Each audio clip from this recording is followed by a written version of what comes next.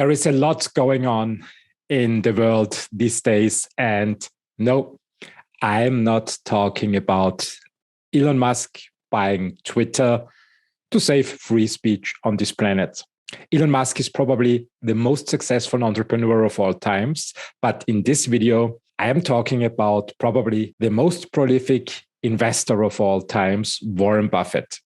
Every year, the annual shareholder meeting of Berkshire Hathaway lets investors from all over the world travel to Omaha, Nebraska to watch Warren Buffett and his partner, Charlie Munger, talking about the results of Berkshire Hathaway. And in the Q&A session, they provide a lot of investment wisdom. Warren Buffett has successfully created an investment track record that dates back into the early 60s of the last century. And since then, he averaged 20% with Berkshire Hathaway. For the first time this year, the annual shareholder meeting is streamed on CNBC this Saturday, April 30, 9:45 a.m. Eastern Time. To prepare for the meeting, you will see in this video Warren Buffett presenting the results of 2020 and the first quarter of 2021. Enjoy the show. The summary figures you see here, which are the ones we put in our press release, show kind of an interesting pair of numbers. I made down there at the bottom. We have last year, when you see those brackets around numbers, you got to start worrying. And first quarter, we actually showed a loss of almost $50 billion. I never thought I'd ever see a figure like that. And I was thinking back, I was trying to remember whether I'd gone on vacation during that quarter and turned things over to the other guys or what. But I checked the calendar, and that was me. That figure this year is a positive figure of $11.7 billion. And neither figure is very meaningful in itself. The Accounting Standards Board a few years ago, for many years, unrealized gains or losses of a company like Berkshire were made adjustments to the net worth of Berkshire, but they did not run through earnings.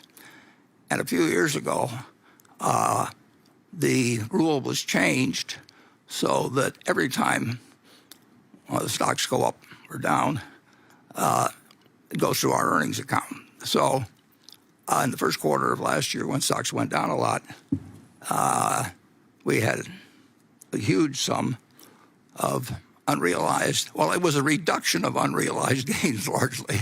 And when you start saying things like that, you start losing people. But that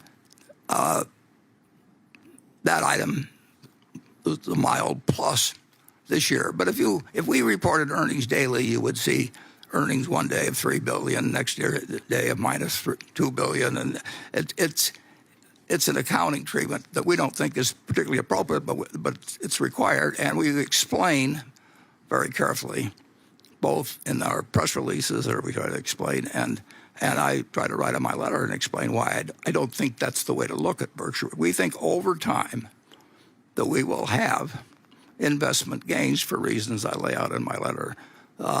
Over a period of time, the companies we own stock in retain earnings, and they use those reinvested earnings usually to our benefit, and that shows up in capital gains someday. But reported earnings for a company that has a lot of common stocks, marketable stocks like ours, you don't want to look at that final line, and you do want to look at the operating earnings line. Now, I would say that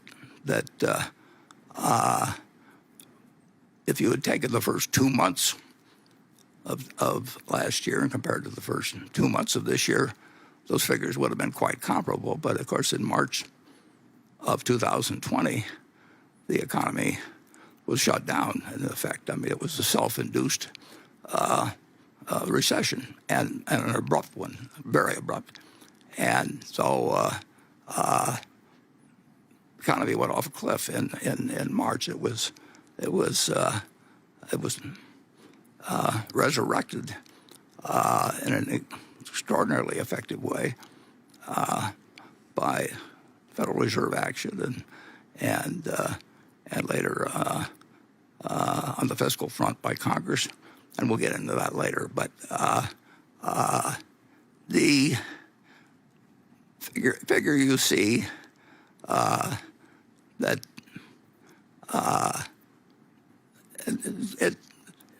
the difference was March, basically, of the two. And our businesses have done.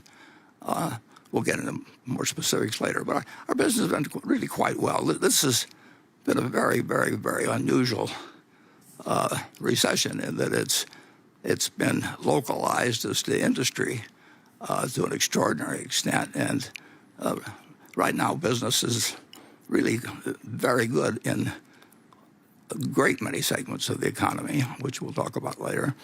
But there's still problems if you're in the few types of business that have really been decimated, such as international air travel or something of the sort.